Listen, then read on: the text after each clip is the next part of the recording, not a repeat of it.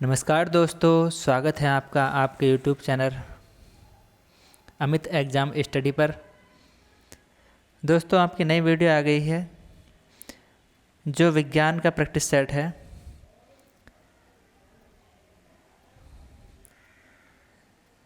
जो one day exam के लिए बहुत ही इम्पोर्टेंट साबित होगा। और इस वक्त तो आपके चल ही रहे हैं group D exam, railway group D के, जिसमें विज्ञान की बहुत बड़ी भूमिका है। तो आइए देख लेते हैं इस प्रैक्टिस सेट को। और जिसने अभी तक चैनल को सब्सक्राइब नहीं किया है, चैनल को सब्सक्राइब कर लेंगे, लाइक करेंगे, कमेंट्स करेंगे और ज़्यादा से ज़्यादा दोस्तों में आप शेयर कर देंगे ताकि वीडियो का लाभ सभी को मिल सके। तो चलिए दोस्तों, बिना देरी किए हुए वीडियो शुरू करते हैं। हमारा पहला क्वेश्चन होगा,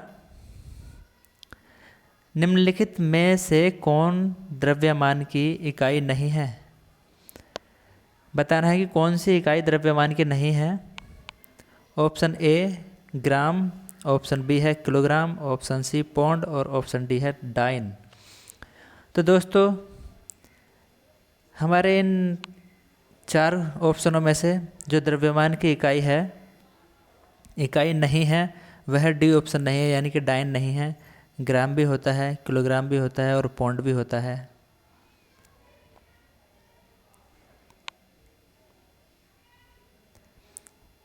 दिए गए विकल्पों में से डाइन द्रव्यमान का मात्रक नहीं है क्योंकि यह बल का मात्रक है। पौंड द्रव्यमान का एफपीएस मात्रक और ग्राम द्रव्यमान का सीजीएस मात्रक है तथा किलोग्राम एसआई मात्रक है। नेक्स्ट क्वेश्चन है,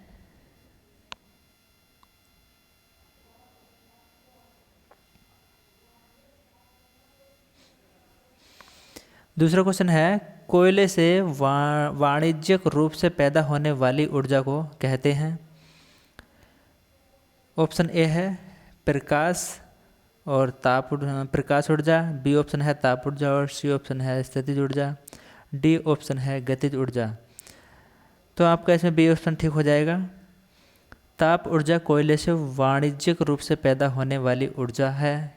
यह कोयले को जलाने से प्राप्त होती है। प्रकाश ऊर्जा किसी स्रोत से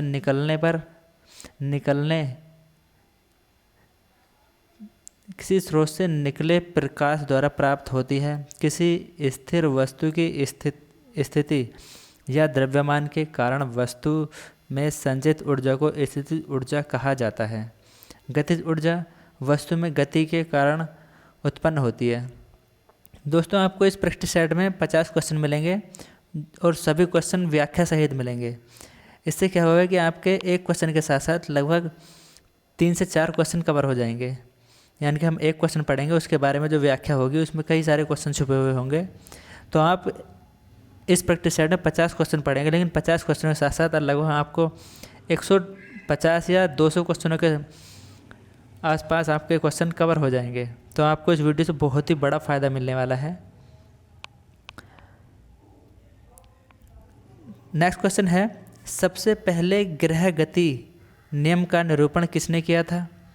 ऑप्शन ए है निकोलस कॉपरनिकस, ऑप्शन बी है गैलीलियो और ऑप्शन सी है न्यूटन, ऑप्शन डी है जॉनिस केपलर। क्वेश्चन नंबर 3 का सही जवाब हो जाएगा आपका ऑप्शन डी, जॉनिस केपलर। ग्रह का गति नियम जो दिया है वह जॉनिस केपलर ने दिया है। व्याख्या देख लेते हैं।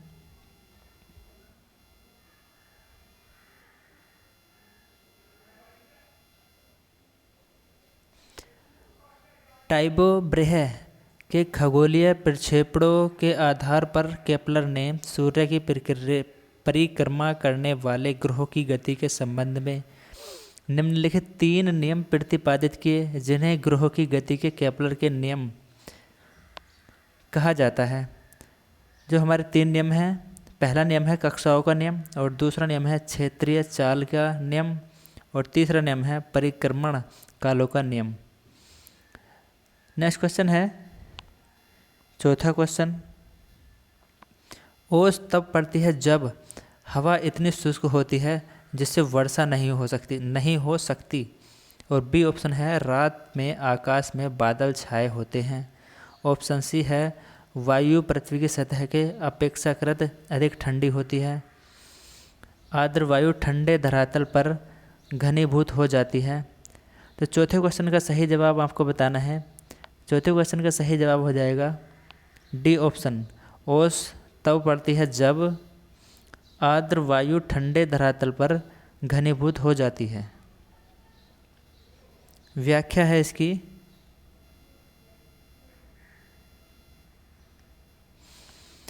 जब आर्द्र वायु ठंडे धरातल पर घनीभूत हो जाती है तब उसे ओस पड़ना कहते हैं। रात या सुबह के समय धरातल से ऊष्मा विकिरित हो जाती है जिससे इस पर ठंडक उत्पन्न हो जाती है। तब आर्द्र वायु अत्यधिक तीव्र दर से संघनित हो जाती है जिसके परिणामस्वरूप ओस की बूंद बनती है। पांचवा क्वेश्चन है, रेफ्रिजरेटर खाद्य पदार्थों को खराब होने से बचाते हैं क्योंकि पहला ऑप्शन है यह खाद्य पदार्थों को रोगाणु रहित कर देते हैं। दूसरा ऑप्शन है इसके न्यून तापमान पर रोगाणु जम जाते हैं। और सी ऑप्शन है इसके न्यून तापमान पर रोगाणु मर जाते हैं। और डी ऑप्शन है इसके न्यून तापमान पर जीवाणु और फफूंदी निष्क्रिय हो जाते हैं। पांचवें क्वेश्चन का जवाब है आपका सही डी ऑप्शन, इसके न्यूनतम तापमान पर जीवाणु और फफूंदी निष्क्रिय हो जाते हैं। यह बात सही है। व्याख्या है इसकी, रेफ्रिजरेटर में खाद्य पदार्थों को वायुमंडलीय ताप से कम तापमान पर संचित किया जाता है। कम ताप होने के कारण इसमें उपस्थित जीवाणु व फफूंदी निष्क्रिय हो जाते हैं। अतः रेफ्रिजरेटर खाद्य पदार्थों को खराब होने से बचाते हैं। तो ये फायदा होता है रेफ्रिजरेटर का। क्वेश्चन नंबर 6,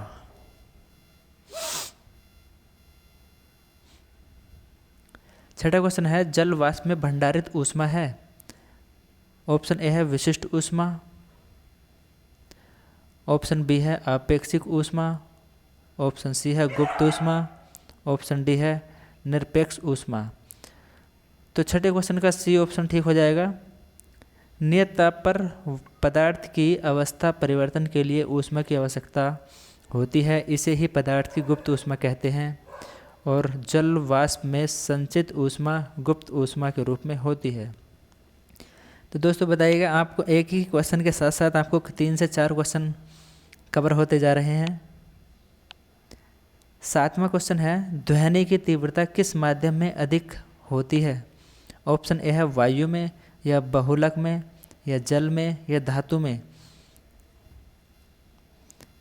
तो 7वें क्वेश्चन का है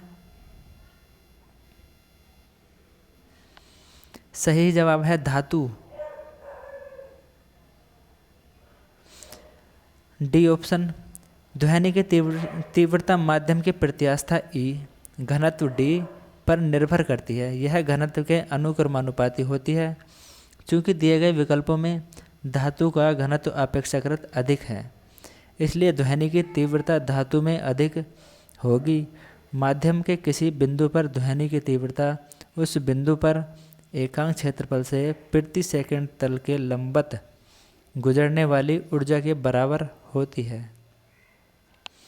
8वां क्वेश्चन है, डेल्टोनिज्म प्रोटोनोपिया एक प्रकार की वर्णांधता है। उसमें रोगी कौन सा रंग नहीं देख पाता।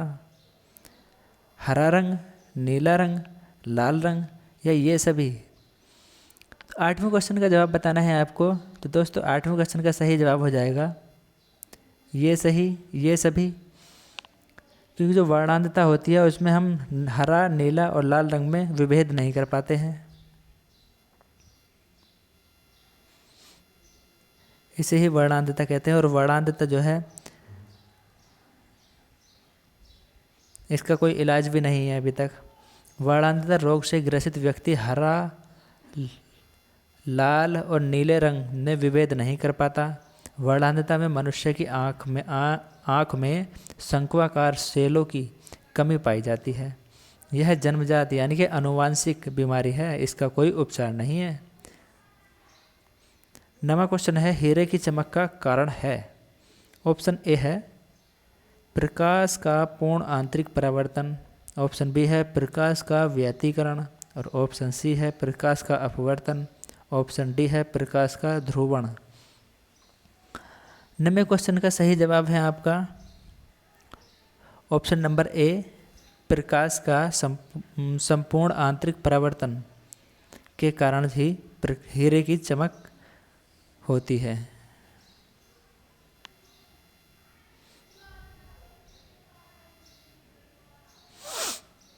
हीरे की चमक प्रकाश के संपूर्ण आंतरिक परावर्तन के कारण होती है। पूर्ण आंतरिक परावर्तन में प्रकाश का परावर्तन 100% होता है एवं अपवर्तन बिल्कुल नहीं होता। पूर्ण आंतरिक परावर्तन के अन्य उदाहरण हैं मृग, मरीचिका, प्रकाशिक तंतु, पानी में हवा भरे बुलबुले का चमकना इत्यादि। 10वां क्वेश्चन है ऊष्मा का विद्युत ऊर्जा में परिवर्तन करने के लिए प्रयोग किया जाता है। ऊष्मा का विद्युत ऊर्जा में परिवर्तन करने के लिए प्रयोग किया जाता है एमीटर का, हाइड्रोमीटर का, सी ऑप्शन है थर्मोकपल का और डी ऑप्शन है वोल्टमीटर का। 10वें क्वेश्चन का सही जवाब है आपका option number C thermocouple.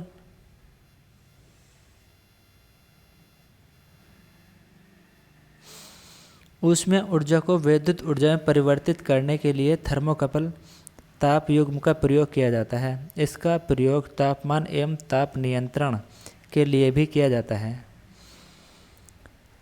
11वां question है चावल पकाना कठिन होता है। समुद्र तल पर, खदान के नीचे, पर्वत के शिखर पर, कहीं भी एक जैसा। तो 11वें का सही जवाब है आपका ऑप्शन सी पर्वत के शिखर पर चावल का पकाना कठिन होता है। वो किस लिए होता है आइए देख लेते हैं व्याख्या।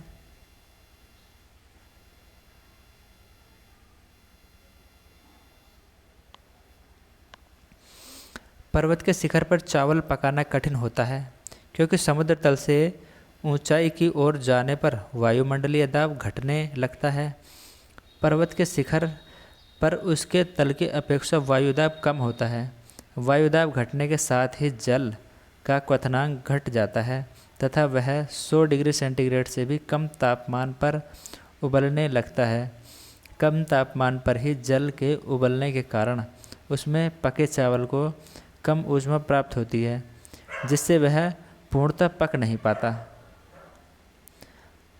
नेक्स्ट क्वेश्चन है रॉकेट की गति पर निम्नलिखित में से कौन सा संरक्षण सिद्धांत लागू होता है। ऑप्शन ए है आवेश का संरक्षण, ऑप्शन बी है ऊर्जा का संरक्षण, ऑप्शन सी है द्रव्यमान का संरक्षण, ऑप्शन डी है संवेग का संरक्षण। तो दोस्तों इसका हो जाएगा आपका ऑप्शन डी ठीक। संवेग का संरक्षण, रॉकेट की गति का जो सिद्धांत होता है वह संवेग संरक्षण के सिद्धांत पर रॉकेट उड़ता है।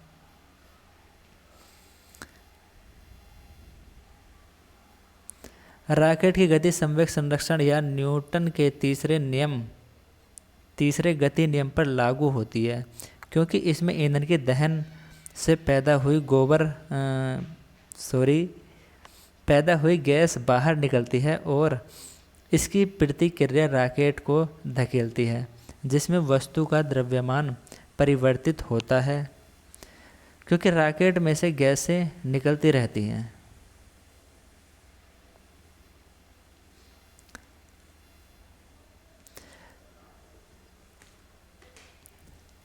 नेक्स्ट क्वेश्चन है आपका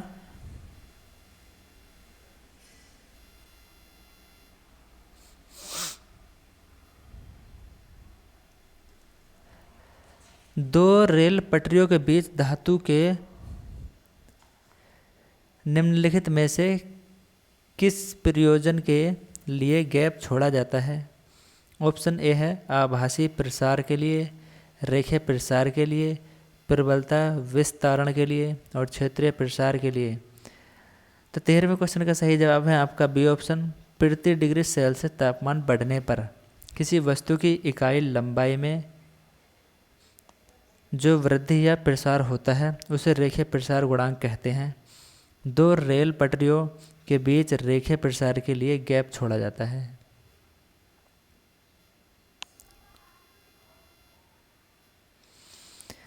चौदहवां क्वेश्चन है, हजरत का शीशा हजामत का शीशा कौन सा है? ऑप्शन ए है कॉन्वेक्स उत्तल, ऑप्शन बी है प्लेन समतल, ऑप्शन सी है पैराबोलिक परवलयी, ऑप्शन डी है कॉनकेव अवतल। 14वें क्वेश्चन का सही जवाब है आपका ऑप्शन नंबर डी, कॉनकेव अवतल।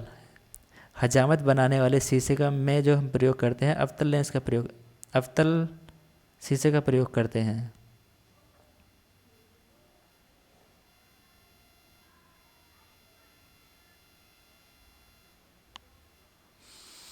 अवतल दर्पण एक गोलाकार दर्पण है जिसके उभरे हुए तल पर पॉलिश की हुई होती है तथा अंदर का तल परावर्तक होता है।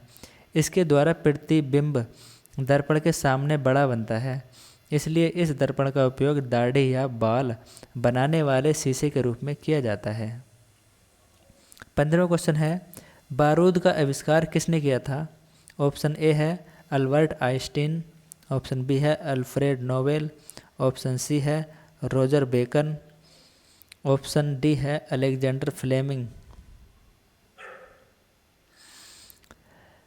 15वें क्वेश्चन का आपका जवाब होगा ऑप्शन सी,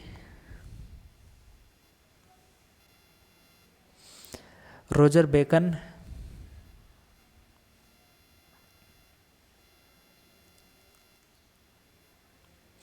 बारूद का आविष्कार रोजर बेकन नामक वैज्ञानिक ने किया था।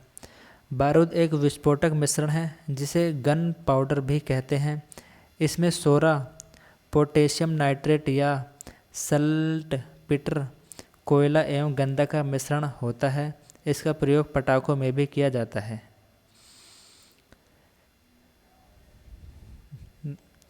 16वां क्वेश्चन है, सिरके का रासायनिक नाम क्या है?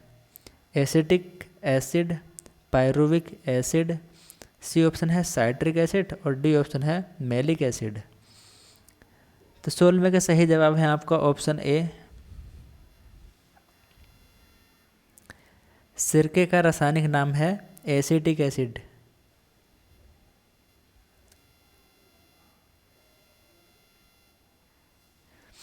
सिरका एक अम्लीय पदार्थ है जो एथेनॉल के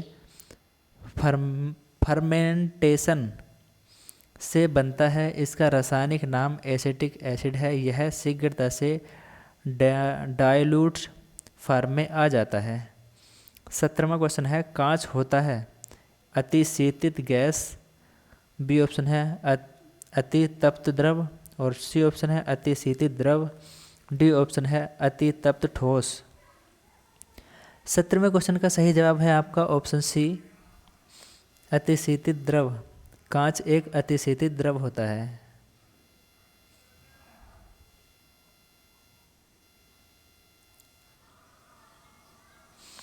कांच अक्रिस्टलीय ठोस के रूप में एक अतिशीतित द्रव है, इसलिए कांच की क्रिस्टलीय संरचना नहीं होती तथा उसका कोई निश्चित गलनांक भी नहीं होता। 18वां क्वेश्चन है, निम्न में से कौन सी कृषि रीतियां हमारे जल संसाधनों के प्रदूषण के लिए मूलतः उत्तरदायी रहती हैं? नंबर 1 है पशुओं की खाद का प्रयोग, नंबर 2 है रासायनिक उर्वरकों का प्रयोग, नंबर 3 है रासायनिक पीड़ननाशियों का अधिक प्रयोग और चौथा है वनोन्मूलन। तो दोस्तों इसमें हमारे दूसरा और तीसरा सही हैं और जो पशुओं की खाद का प्रयोग और वनोन्मूलन ये गलत है। जो हमारे जल संसाधनों के प्रदूषण के लिए मूल उत्तरदायी होते हैं वह रासायनिक उर्वरकों का प्रयोग और रासायनिक पीड़कनाशियों का प्रयोग। इन दो चीज़ों से जल संसाधनों में प्रदूषण होता है।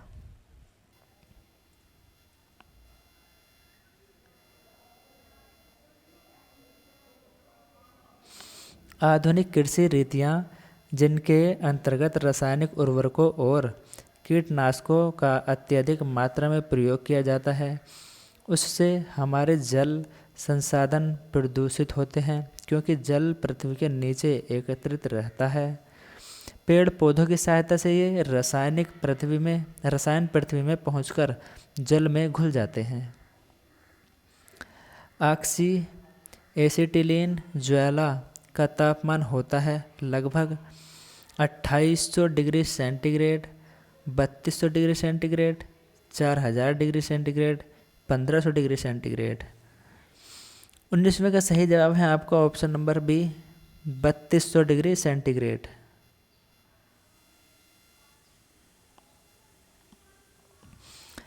एसिटिलीन जैसी ईंधन गैस ऑक्सीजन के साथ अभिक्रिया करके ज्वाला का निर्माण करती हैं। ऑक्सी एसिटिलीन ज्वाला 3200 डिग्री सेंटीग्रेड से अधिक का तापमान उत्पन्न कर सकती है। ऑक्सी एसिटिलीन ज्वाला का प्रयोग वेल्डिंग के लिए करते हैं।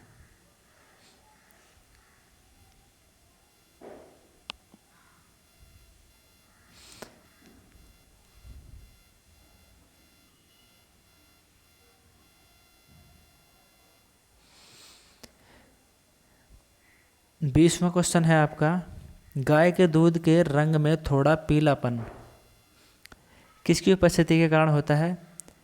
तो आपका ऑप्शन इसमें ए ठीक हो जाएगा, कैरोटीन। कैरोटीन की उपस्थिति के कारण गाय के दूध के रंग में थोड़ा पीलापन होता है।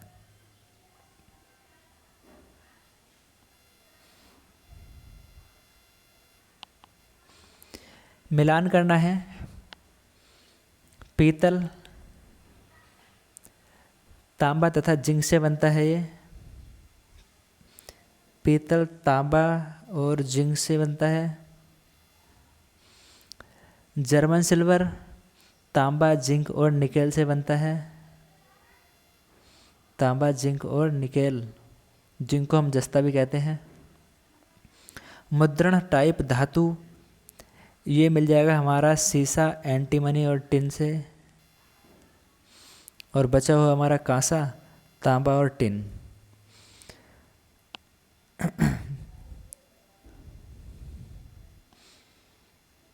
तो इसमें हमारा कौन सा हो जाएगा? ए, पीतल, यानी कि ए हो जाएगा हमारा दूसरा, या एक में ही मैच खा रहा है हमारा बी ऑप्शन में, तो यही हो जाएगा। और जर्मन सिल्वर का हो जाएगा हमारा 1 नंबर, यानी कि हाँ बी ऑप्शन ही ठीक हो जाएगा इसका। नेक्स्ट क्वेश्चन है, और यहाँ पर ये लिखा हुआ है, पीतल, तांबा एवं जिंक, जर्मन सिल्वर तांबा, जिंक तथा निकेल से बनता है। और मुद्रण टाइप धातु सीसा, एंटीमनी और टिन से बनता है। कांसा बनता है हमारा तांबा तथा टिन से। 22वां क्वेश्चन है, अशुद्ध कपूर को शुद्ध किया जाता है। ऑप्शन ए है प्रभाजी असवन द्वारा, ऑप्शन बी है प्रभाजी क्रिस्टलन द्वारा, ऑप्शन सी है भापीय असवन द्वारा, और ऑप्शन डी है ऊर्ध्वपातन द्वारा। 22 का सही जवाब है आपका ऑप्शन नंबर डी, ऊर्ध्वपातन द्वारा कपूर को शुद्ध किया जाता है, ऊर्ध्वपातन विधि द्वारा।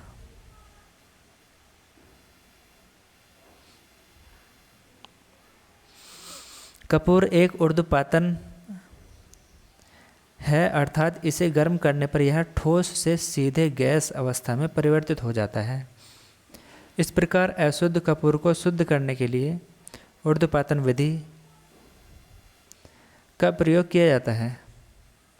23वां क्वेश्चन है, निम्नलिखित में से क्या जल का स्थायी कठोरता का कारण है? ऑप्शन ए है सोडियम क्लोराइड, ऑप्शन बी है कैल्शियम सल्फेट, ऑप्शन सी है कैल्शियम बाइकार्बोनेट, और ऑप्शन डी है मैग्नीशियम बाइकार्बोनेट। 23 का सही जवाब हो जाएगा आपका ऑप्शन बी, कैल्शियम सल्फेट।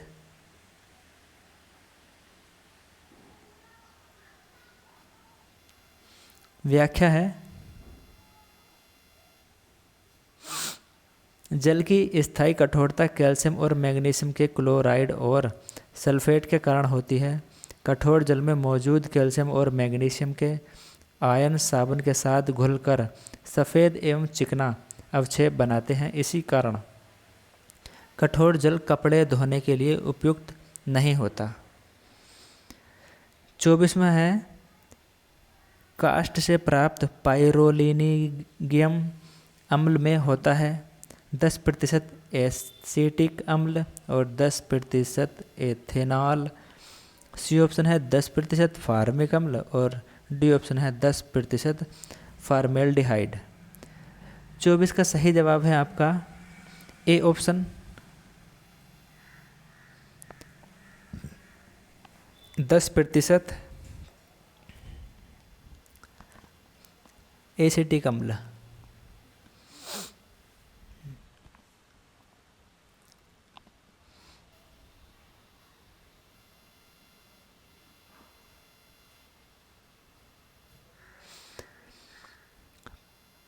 पाइरोग्लिनियस अम्ल को वुड वेनेजर भी कहा जाता है।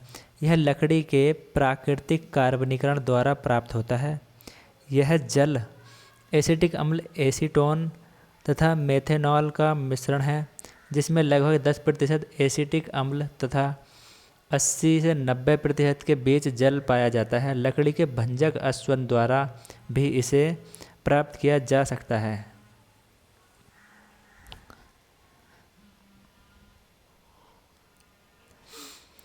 नेक्स्ट क्वेश्चन है, निम्नलिखित में से सबसे प्रबल अम्ल कौन सा है? ए ऑप्शन है डाइक्लोरो एसिटिक अम्ल और बी ऑप्शन है ट्राइक्लोरो एसिटिक अम्ल। सी ऑप्शन है एसिटिक अम्ल और डी ऑप्शन है मोनोक्लोरो एसिटिक अम्ल। 25वें का सही जवाब है आपका ऑप्शन बी, ट्राइक्लोरो एसिटिक अम्ल। और 25वें का सही जवाब है आपका बी, ट्राइक्लोरो एसिटिक अम्ल। व्याख्या देख लेते हैं।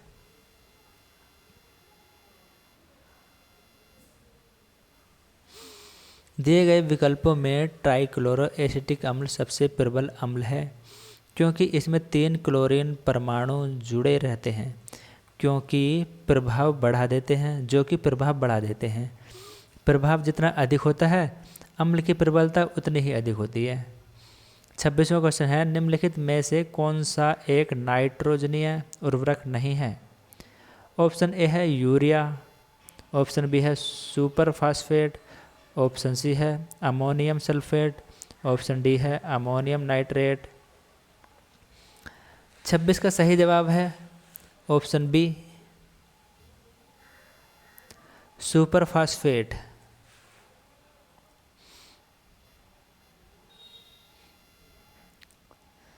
सुपरफास्फेट एक नाइट्रोजनीय उर्वरक नहीं है। इसका प्रयोग रखरखाव उर्वरक के रूप में किया जाता है। नेक्स्ट क्वेश्चन है आपका,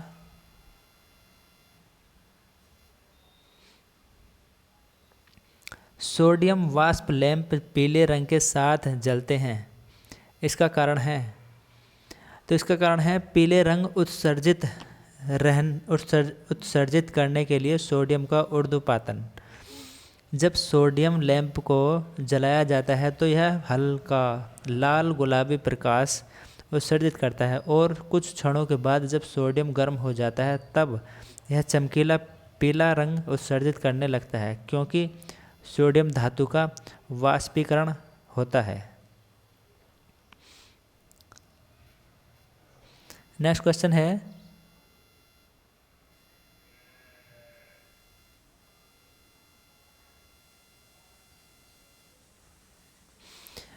इनमें से विषम कौन सा है? चाकू, चूना, बुझा चूना, संगमरमर। चाकू नहीं है, चाक है दोस्तों, सॉरी। तो आपका इसमें ऑप्शन सी इन सबसे विषम हो जाएगा। संगमरमर एक कायांतरित सेल है, जबकि चूना पत्थर के कायांतरण का परिणाम है। चूना पत्थर के कायांतरण का परिणाम है। चाक भी चूना पत्थर का एक रूप है। बुझा चूना एक रंगहीन क्रिस्टल है जिसका रासायनिक सूत्र है CaOH2। CaOH का होल ट्वाइस। 29वां क्वेश्चन है, एस्प्रिन का साधारण नाम है।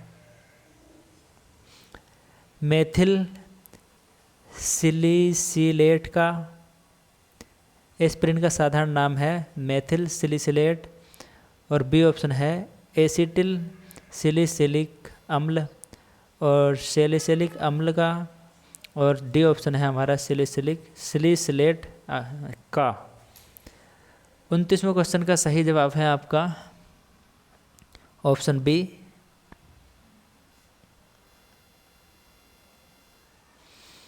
एस्प्रिन का साधारण नाम होता है एसिटिल सैलिसिलिक अम्ल।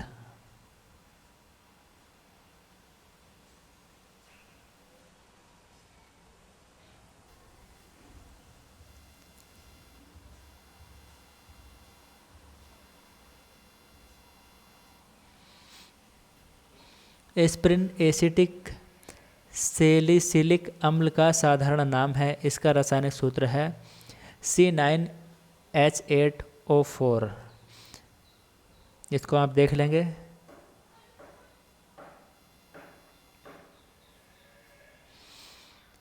एप्सम लवण का प्रयोग कहाँ होता है? जल को मृदु बनाने में, कागज उद्योग में, टूथपेस्ट बनाने में या रेचक में। तो इसका जवाब हो जाएगा आपका 30वें क्वेश्चन का सही जवाब है आपका डी ऑप्शन, रेचक में।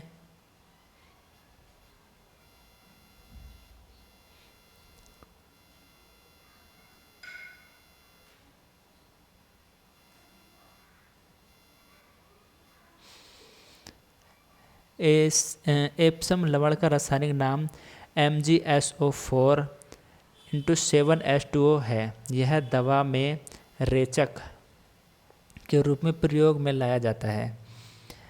निम्नलिखित का मिलान कीजिए। सूची ए है ये और ये सूची 2 है।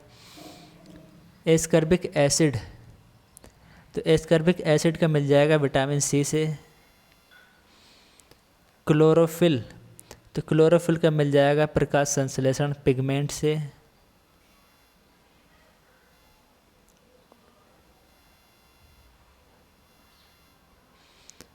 कैरोटीनाइड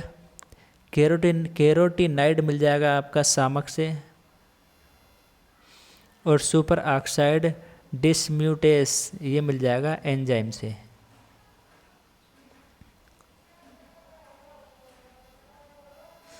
और जवाब आपका इसमें हो जाएगा डी ऑप्शन।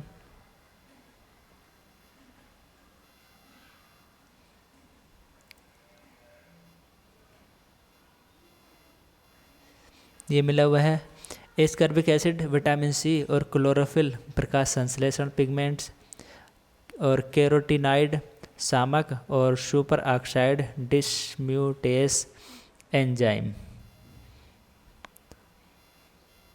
नेक्स्ट क्वेश्चन है,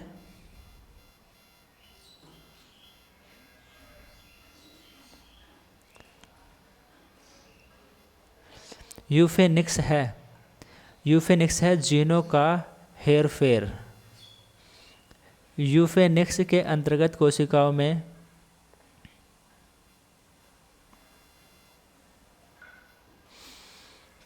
में जीन RNA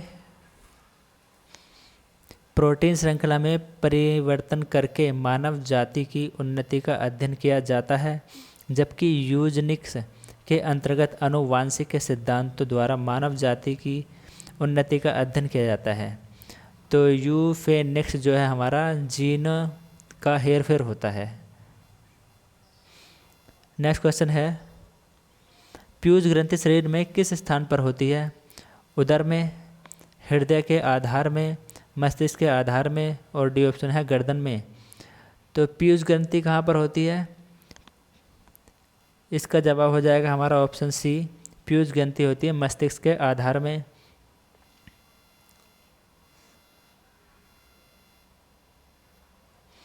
पीयूष ग्रंथि मस्तिष्क के आधार में स्थित होती है। यह कपाल की स्फेनायड हड्डी में सेला टार्सिका नामक गड्ढे में उपस्थित रहती है। यह तालु एवं मस्तिष्क के आधार तल के मध्य स्थित रहती है। इसे मास्टर ग्रंथि कहते हैं क्योंकि यह अन्य अंतःस्रावी ग्रंथियों के श्रावण को नियंत्रित करती है।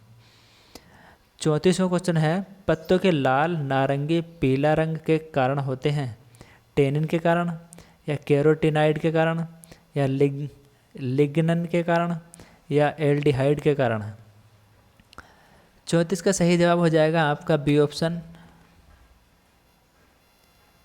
कैरोटीनाइड के कारण पत्तों का लाल, नीला और पीला रंग हो जाता है।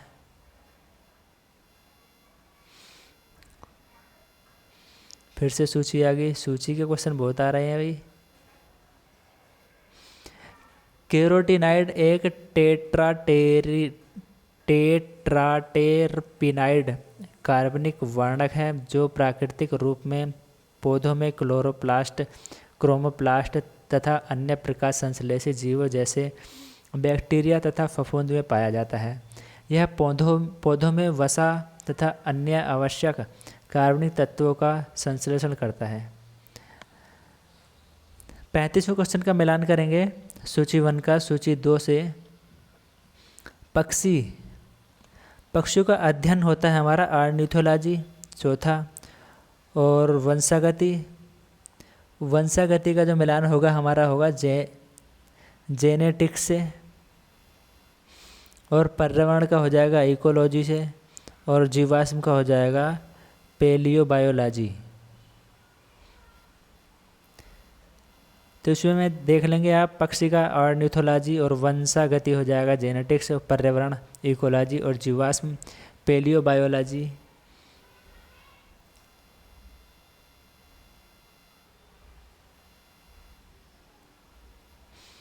वायु प्रदूषण के फलस्वरूप लोगों को फुफ्फुस कैंसर से अधिक मरने वाला रोग है, लोगों को अधिक मारने वाला रोग है। तो सी ऑप्शन इसका ठीक हो जाएगा, वात स्फीति रोग धूल तथा धुएं में कणों का श्वसन नली की द्वारा फेफड़ों में पहुंचने से उत्पन्न होता है। इस रोग में फेफड़ों की कार्य प्रणाली अत्यधिक तीव्र हो जाती है, जिससे फेफड़े सांस लेने व छोड़ने की प्रक्रिया को अधूरी छोड़ देते हैं तथा ऐसा समूह होता है कि बीच में एक सांस छूट गई हो। वायु प्रदूषण के कारण होने वाली मौतों में यह रोग बड़ा कारक होता है। 37वां क्वेश्चन है, निम्न में से किस कोशिका द्रव्य कोशिकाओं को यूकेरियोटिक कोशिकाओं के भीतर प्रोकैरियोटिक कोशिकाएं माना जाता है? ऑप्शन ए है ग्लाइऑक्सीसोम, और बी है लाइसोसोम, और सी ऑप्शन है हमारा सूत्रकणिकाएं माइटोकॉन्ड्रिया, और डी ऑप्शन है गाल्जिकाएं। तो आपका इस 37वें क्वेश्चन का सही जवाब हो जाएगा ऑप्शन सी, सूत्रकणिका माइटोकॉन्ड्रिया। नेक्स्ट क्वेश्चन है, इसकी व्याख्या देख लेंगे। सूत्रकणिका की खोज अल्टमैन नामक वैज्ञानिक ने 1890 ईस्वी में की थी। माइटोकॉन्ड्रिया में वृत्ताकार डीएनए एवं 70S राइबोसोम की उपस्थिति के कारण इनको यूकैरियोटिक कोशिकाओं के भीतर प्रोकैरियोटिक कोशिकाएं माना जाता है। दाद की बीमारी निम्न में से किस प्रकार की होती है? ऑप्शन दे रखे हैं हमारा वायरस, फंगल, प्रोटोजोआन, बैक्टीरियन। तो दाद जो हो जाते हैं वो हमारे फंगल के कारण होते हैं। दाद, खुजली, त्वचा रोग जो कवक की कुछ जातियों द्वारा मनुष्य एवं जानवरों में होते हैं, जैसे माइक्रोस्पोर्म एवं टाइकोफाइटान। कवक दाद के कारण हैं। ये कवक त्वचा के अंदर अपना जाल बना लेते हैं, जिससे त्वचा पर लाल रंग के गोले पड़ जाते हैं। इन्हें दाद कहते हैं। नेक्स्ट क्वेश्चन है 39वां क्वेश्चन। ट्यूब के भीतर ट्यूब प्रकाश का शारीरिक प्लान पाया जाता है। ट्यूब के भीतर ट्यूब प्रकार का शारीरिक प्लान पाया जाता है। साइकॉन में, ऑप्शन बी है समुद्री एनीमोन में, ऑप्शन सी है अमीबा में और जोक में। तो इसका डी ऑप्शन है आपका सही जवाब। विखंडी रूप में खंडित शरीर युक्त द्विपार्श्व सममित एवं वास्तविक द्वय गुहा युक्त जंतु एनीलिड कहलाते हैं। जोक भी एनीलिड संघ के वर्ग हिरुडीनिया के जंतुओं के उदाहरण द्वारा ट्यूब के भीतर ट्यूब जैसी शारीरिक संरचना प्रदर्शित होती है। 40वां क्वेश्चन है, शहद की मक्खी का विष कैसा होता है? अम्लीय, नमकीन, प्रोटीन, क्षारीय। तो 40वें क्वेश्चन का सही जवाब हो जाएगा आपका ऑप्शन ए अम्लीय। शहद की मक्खी का विष अम्लीय होता है।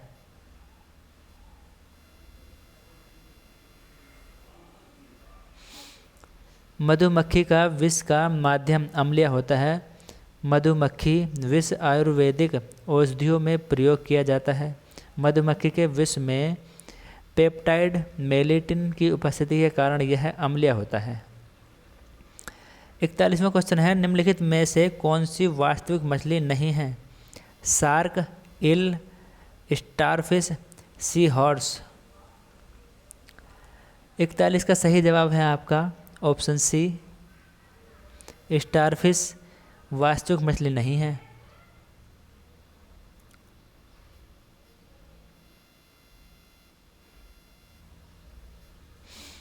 स्टारफिश एस्टेरियस एक इकाई एकाइनोडार्मेट्स संघ का जंतु है, जबकि शार्क कार्डेटा, सी हॉर्स या समुद्री घोड़ा या स्वनमीन या अश्वमीन एवं इल शार्पमेन समुद्री लवड़िया मछली है।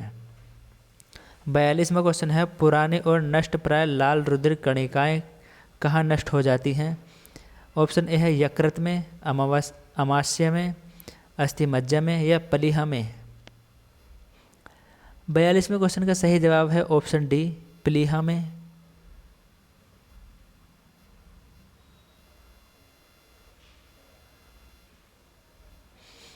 प्लीहा स्प्लेन बोलते हैं जिसको अंग्रेजी में, को शरीर का रुधिर बैंक एवं लाल रुधिर कणिकाओं का कब्रिस्तान कहा जाता है। यह ग्रंथि अग्नाशय तथा यकृत के मध्य में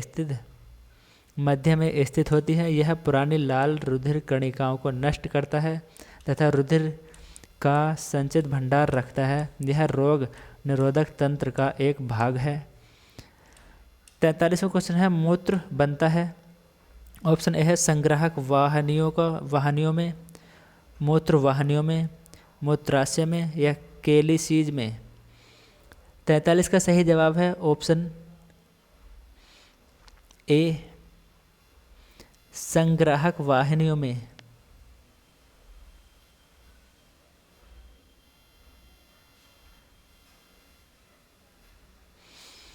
मूत्र संग्राहक वाहिनियों में बनता है। यहाँ H2O व यूरिया का अवशोषण भी होता है। मूत्र अम्लीय, pH मान होता है मूत्र का 6.0 होता है। मूत्र का रंग हल्का पीला होता है, जिसका कारण यूरोक्रोम वर्णक की उपस्थित है। 44वां क्वेश्चन है, जेनेरा प्लांटेरम के लेखक कौन हैं? ऑप्शन ए है बेंथम एवं हुकर, ऑप्शन बी है एगलर एवं प्रेंटल, ऑप्शन सी है हचिंसन और ऑप्शन डी है लिनियस। तो 44 का सही जवाब है आपका option D, Linnaeus.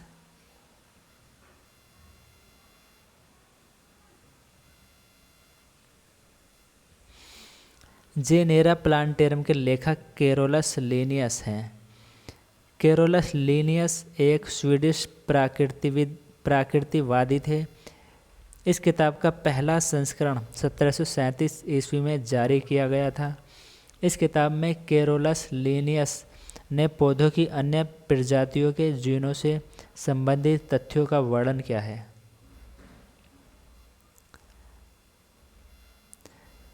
45वां question,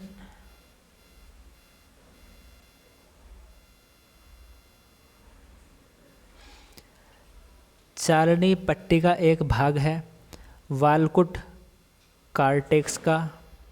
B option है पोसवा है फ्लोएम का, और सी ऑप्शन है दारू जाइलम का, डी ऑप्शन है एधा कैम्बियम का। तो बी ऑप्शन इसका सही जवाब हो जाएगा, पोसवा है फ्लोएम का। चालनी पट्टी का पोसवा है फ्लोएम में पाई जाने वाली संरचना है। यह फ्लोएम पौधों में पाया जाने वाला एक संवहन ऊतक है। यह एक जटिल स्थायी ऊतक है तथा संवहन बंडल के अंदर पाया जाता है। इसका निर्माण 4 प्रकार की कोशिकाओं से हुआ है, चलनी नलिकाएं, सह कोशिकाएं, फ्लोएम मृदुतक एवं फ्लोएम तंतु। 4 नलिकाएं जो होती हैं ये होती हैं हमारी सह कोशिकाएं, फ्लोएम और मृदुतक और फ्लोएम।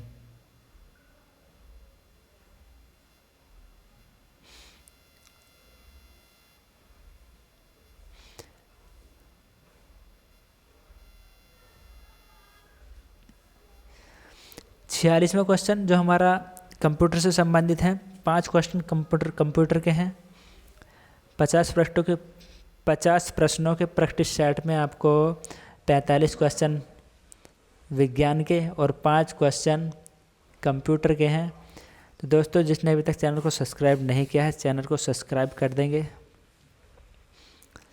46वां क्वेश्चन है, मोबाइलों में प्रयुक्त की जाने वाली बैटरियां हैं इलेक्ट्रॉन बैटरियां, द्वितीयक बैटरियां, प्राथमिक बैटरियां, इनमें से कोई नहीं। तो बी ऑप्शन इसका ठीक हो जाएगा। मोबाइल में प्रयोग की जाने वाली बैटरियां द्वितीयक बैटरियां होती हैं। इन बैटरियों को बार बार रिचार्ज किया जा सकता है। मोबाइल के अतिरिक्त लैपटॉप, कंप्यूटरों, PDAS, खिलौना आदि में इनका प्रयोग किया जाता है।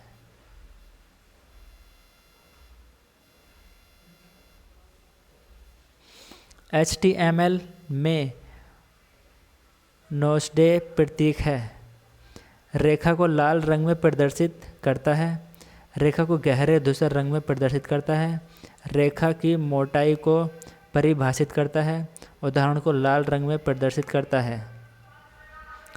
तो 47 का सही जवाब है ऑप्शन बी।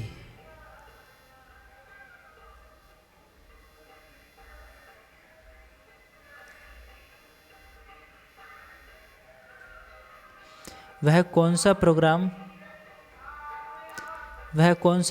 है जो प्रोग्रामों को मेमोरी में रखता है और उन्हें निष्पादित करने के लिए तैयार करता है? वह है लोडर। व्याख्या पढ़ लेंगे।